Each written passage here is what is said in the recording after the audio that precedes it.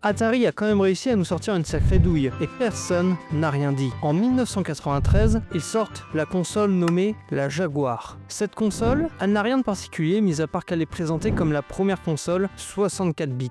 Pas mal quand même. Sauf que, analysons un peu plus la structure de la console. En réalité, la console est composée de deux processeurs 32 bits.